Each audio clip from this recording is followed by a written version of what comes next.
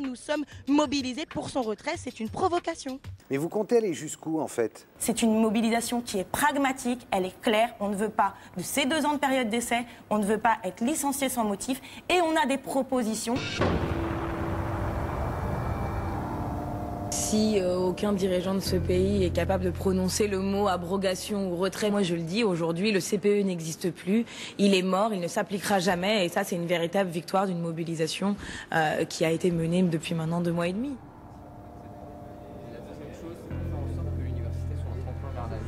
Permettre l'insertion professionnelle. Déjà pendant le CPE, on se disait on peut pas en rester là. On peut pas juste demander le retrait de quelque chose. Nous, à la Confédération étudiante, on a continué l'action pour construire des solutions, cette fois auxquelles on adhère. Mais l'insertion professionnelle notamment, c'est ni une valeur de droite ni une valeur de gauche.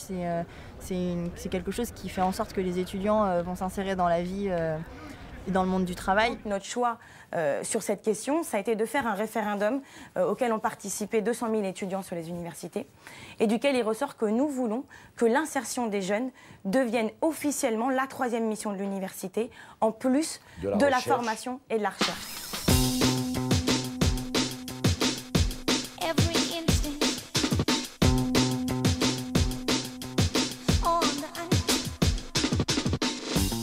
Plus ou moins affiché que quand tu viens à la fac, dans beaucoup de filières, tu finiras au chômage, ce qui est une catastrophe. Un jeune sur 2 dans les 3 ans après son diplôme est obligé de passer par la case des NPE. Donc aujourd'hui, on a décidé de faire une action symbolique dans toute la France et ce matin, Nantes se réveille avec une question, université, objectif à NPE. Faire en sorte que des entreprises qui ne recrutent que dans les grandes écoles changent de regard sur l'université et les universitaires. Il faut oser aussi aller dire que les sciences humaines n'ont pas vocation qu'à être dans l'enseignement et dans la recherche. Ce que ça va changer, c'est l'idée même que l'université, elle n'est pas centrée que sur elle-même, mais qu'elle est ouverte sur d'autres choses, sur le monde du travail, sur ce qu'il y a avant, c'est-à-dire le lycée. Alors nous, on va profiter de la campagne présidentielle pour dénoncer cette situation qui n'est pas acceptable. Donc je vous pose la question précise comme aux autres candidats. Est-ce que vous êtes favorable à cette 3e mission? Mais je vais vous répondre. Ma réponse, c'est oui. Alors non seulement je suis favorable, mais cela va devenir une obligation pour les universités. Oui, et de la création de l'université d'une mission de professionnalisation. Petit à petit, on a des victoires qu'on gagne. On a des choses qu'on arrive à mettre dans notre panier. On a toujours cette capacité de rebondir et puis d'innover dans le champ d'action dans lequel on est. Ce goût, cet état d'esprit de vouloir construire la société, il demeure et puis il se concrétise. Le défi qu'on a à relever, c'est celui-là. Comment est-ce qu'on va se battre sur des questions immédiates pour obtenir une victoire immédiate? Vous avez fait une réforme pour régler les problèmes de fonctionnement des universités. C'est une réforme de long terme. Or, les problèmes des étudiants, ils sont aujourd'hui le logement, le social, l'insertion professionnelle. Et ce qui vous est demandé aujourd'hui, c'est d'apporter des réponses qui soient immédiates et supplémentaires sur ces chantiers-là. On a tous les mêmes problèmes qui sont l'insertion professionnelle, le logement, les aides sociales. Si t'as pas une réalité sur le terrain, la politique ne t'écoute pas, quoi. En termes d'investissement de l'État dans cette nouvelle loi, une nouvelle mission pour l'université, il va vraiment falloir mettre les moyens financiers pour non seulement financer ces nouvelles ambitions, mais aussi pour sortir l'université de la situation lamentable dans laquelle elle est.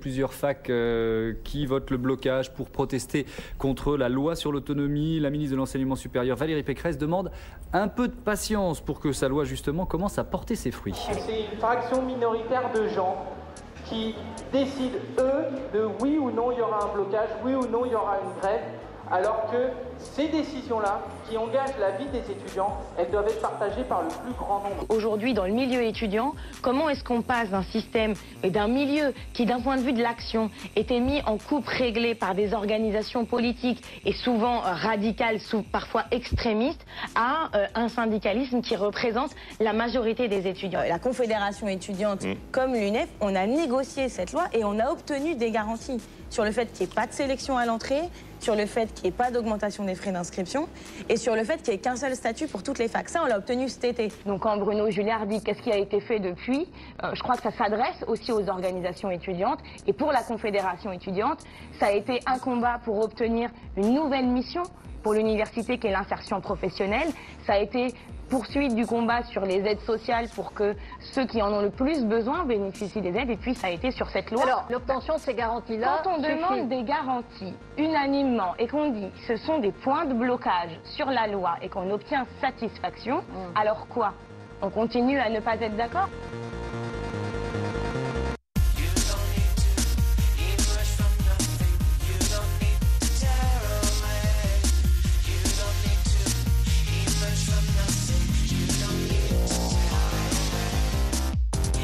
On a envie de continuer ensemble, de voir pourquoi on travaille ensemble. Plus on est nombreux, plus il y a d'expériences qui s'ajoutent et aussi qui se confrontent parfois. Mais c'est aussi les débats et les discussions qu'on peut avoir entre militants qui font qu'on avance. Il faut aussi penser à ceux qui seront derrière nous et il y a les petits frères et sœurs, etc. qui vont arriver. Je pense que ça nous amène à se poser des bonnes questions. On n'a pas forcément la réponse tout de suite et au fil des discussions, des expériences, des partages d'expériences, on peut changer. Puis c'est à nous jeunes, à nous de nous bouger, de nous organiser ensemble et puis de faire avancer les choses, de faire bouger cette société qui a besoin de bouger, quoi. Chacun dans notre coin, on peut faire des choses très bien, mais on ne les fera pas à grande échelle et on ne fera pas avancer grand-chose. C'est un combat et je pense que ça va être un combat pour ceux qui arrivent. C'est long, c'est lent, ça va être difficile et c'est par plein d'étapes qu'on va passer, par des petites victoires et qui sont au final des grosses victoires mais qui s'inscrivent dans un projet plus large. C'est pas gagné, mais c'est à mon avis, c'est à portée de main, quoi. Le syndicalisme que nous pratiquons est une force d'avenir. Un syndicalisme qui affirme sa capacité autonome d'émancipation des personnes et de transformation progressive de la société, et sans s'en remettre à la médiation des forces politiques. Un syndicalisme qui se bat pour que l'action syndicale soit un levier d'évolution de la société tout entière.